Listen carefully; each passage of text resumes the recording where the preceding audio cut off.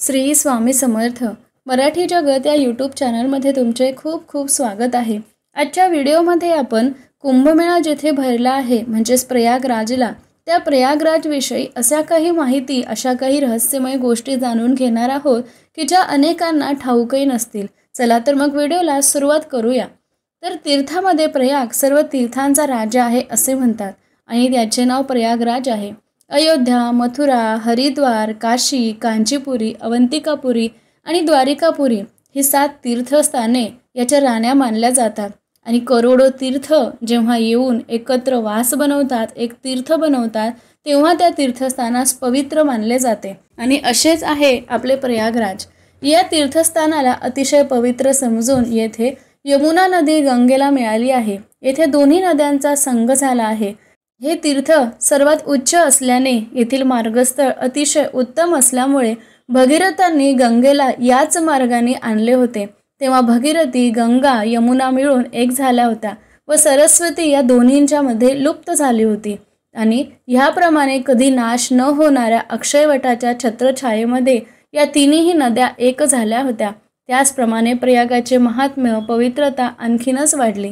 या प्रयागराजचे महत्त्व वाढवण्यासाठी आणखी एक गोष्ट तेवढीच महत्त्वपूर्ण आहे, ती म्हणजे ब्रह्मदेवाने सृष्टी निर्माण करण्यासाठी जेव्हा पहिल्यांदा अनेक यज्ञ केले होते ते तेव्हा याच क्षेत्रामध्ये केले होते आणि त्यामुळे याच क्षेत्राला प्रजापती क्षेत्र म्हणजेच प्रयागराज असे सुद्धा म्हणतात। त्यानंतर प्रयागराज विषयी अशी मान्यता आहे की प्रयागराजला गेल्यानंतर येथे मुंडन जरूर केले पाहिजे। त्यानंतर स्नान, दान, ब्रह्मभोजन, उपवास, प्रदक्षिणेचे मुख्य या ठिकाणी अत्यंत महत्त्व आहे।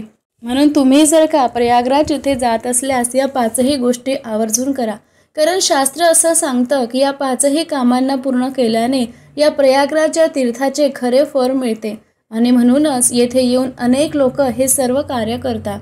येथे येऊन स्त्री, पुरुष, राजा, महाराजा, दरिद्र, व्रत करणारा, जप तप करणारे, साधू, संन्यासी कुणीही असो सर्व समान आहे आणि सर्व येथे आल्याने कुणीही म्हणजे स्त्री किंवा पुरुष येथे मुंडन करू शकतात।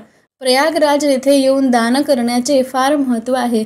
म्हणूनच काय तर प्राचीन काळी कित्येक राजे महाराजे आपले सर्वस्व या ठिकाणी दान करायचे अशी दंतकथा येथे या क्षेत्रामध्ये सांगितली जाते। एवढेच नव्हे तर या प्रयागराज येथील विशाल त्रिवेणी तटावर कल्पवास करणाऱ्या माणसांच्या झोपड्या, साधू संतांचे आखाडे आजही प्राचीन महाऋषींच्या तपश्चर्येचे खरे फळ आहे असं म्हणायला हरकत नाही।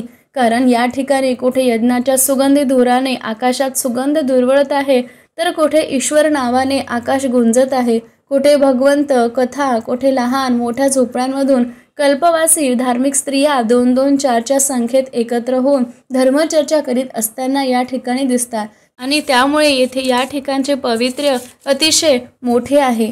या ठिकाणी त्रिवेणी संगमाच्या पूर्वेस एल नावाचे प्राचीन तीर्थस्थान आहे। चंद्रवंशीय राजा महाराज पुरू यांची ही राजधानी आहे। त्यावेळी त्या काळामध्ये या राजधानीला प्रतिष्ठानपूर असे म्हणत असत आणि याच ठिकाणी झुशीचा किल्ला आहे आणि असे म्हणतात की झुशीच्या किल्ल्यामध्ये साधू महात्म्यांच्या राहण्याचे चिन्ह आजही सापडतात। या किल्ल्यामध्ये मोठमोठ्या व अत्यंत लांब गुफा अशा आहेत आणि कालांतराने या आता भंगलेल्या आहेत। यात कुणीही राहत नाही आणि त्या अतिशय भीतीदायक झाल्या आहेत।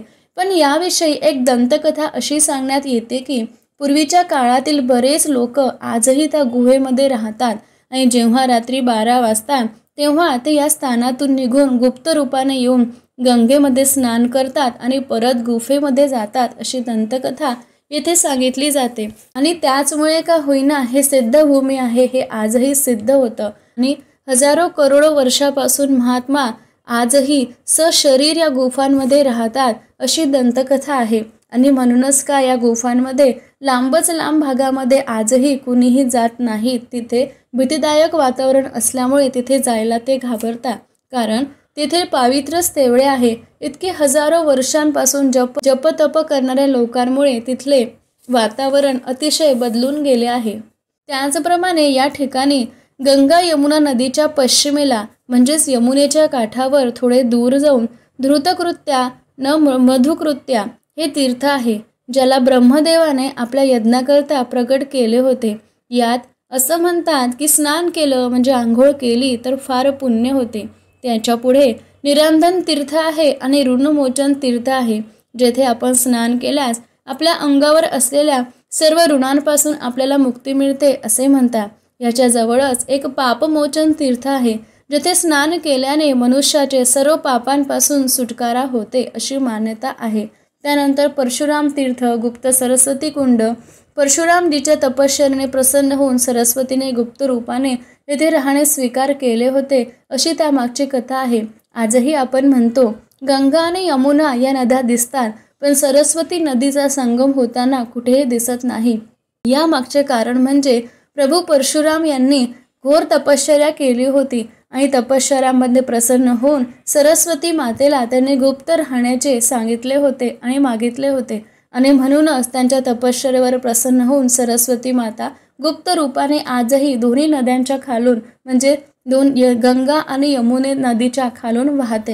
आणि त्याच ठिकाणी गोदहन तीर्थ आहे। येथे स्नान केल्याने गौदानाचे फल मिळते आणि येथे परशुरामजींनी बऱ्याचशा गायी दानसुद्धा केल्या होत्या आणि म्हणूनच याचे महत्त्व अनन्यसाधारण आहे असे म्हणायला हरकत नाही। त्याचप्रमाणे पिशाच मोचन, कामेश्वर महादेव, कपिल तीर्थ, ईश्वर शिव, तक्षकुंड, तक्षकेश्वर महादेव, कालिका दह, चक्रतीर्थ, गंगासागर घाट, सिंधुसागर तीर्थ, ज्यात स्नान दान दर्शन केल्याने मनुष्याच्या सर्व पापांचा नाश होतो अशी मान्यता आहे। आणि अजूनही इथे खूप सारे तीर्थ आहेत। या सर्वांचे नाव घेत बसले तर व्हिडिओ खूप मोठा होईल। असं म्हणतात या तीर्थामध्ये जो स्वतः पायी चालून जो प्रयाग यात्रा करतो त्याच्यासारखा भाग्यशाली कुणीही नाही।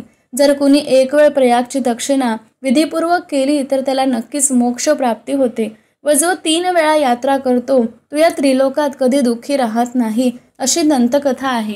देवतांच्या 12 दिवसानंतर व मनुष्याच्या 12 वर्षानंतर कुंभ पर्व येतो, म्हणजे मनुष्याचं 1 वर्ष तर देवतांचा 1 दिवस असा होतो। या भारतभूमीवर मनुष्याच्या पापमोचना करत 4 कुंभ तथा लोकांतर करता 8 म्हटले गेले आहे, पण 8 कुंभाला फक्त देवलोकच जाणतात, अन्य लोक नाही, कारण एवढं आपलं आयुष्यच नसतं। नंतर गंगाद्वार, प्रयागधारा, गोदावरी तट, कुंभयोगाला शंकर वगैरेंनी म्हटले आहे। या योगात जो व्यक्ती या स्थानात स्नान करतो त्याला मोक्ष प्राप्त होतो। गरीब ज्याप्रमाणे धनवाला नमस्कार करतात त्याचप्रमाणे सर्व देवी देवता या प्रयागराजाला नमस्कार करतात। आणि असे हे आहे प्रयागराज तीर्थाचे महत्त्व। यामध्ये आणखी एक सांगण्यात येते की प्रयागराज हा पूर्ण 45 दिवसांचा म्हणजे जवळपास 1.5 महिन्यांचा कालावधी हा कुंभमेळ्याचा असतो। आणि या कुंभमेळ्यामध्ये म्हणजेच प्रयागमध्ये माघ महिन्यामध्ये 3 दिवस अतिशय महत्त्वाचे सांगण्यात येते।